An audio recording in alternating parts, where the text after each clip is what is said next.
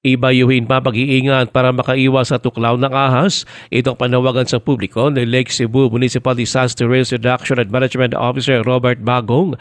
Ayon ba kay Bagong, ang kabuhayan ng mga mamamayan sa Lake Cebu, lalo na ng mga indigenous people, ay mga nasa kabundukan na mapanganib sa mga ahas.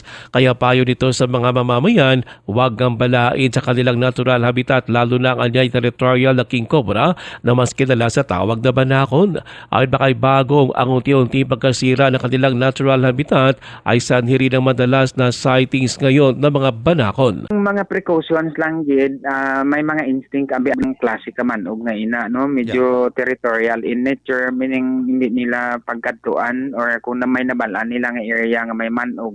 Si Lake Cebu MDRRMO Robert Bagong, sinabi to ni Bagong matapos matuklaw umano ng isang king cobra ang magtsuwin sa barangay Talisay, Lake Cebu, Kamakalawa. Una umanong inatake ng ahas na pumasok sa kanilang bahay ang pamangkin na menor de edad na babae na humingi ng tulong sa tiyuhin.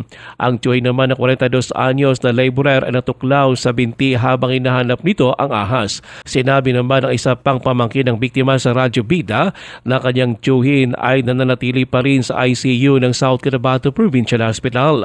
Ang babaeng pamangkin naman ng minor na natuklaw din ng ahas ay nasa ligtas ng kalagayan, habang ang king cobra naman ay napatay ng mga mamamayan sa lugar.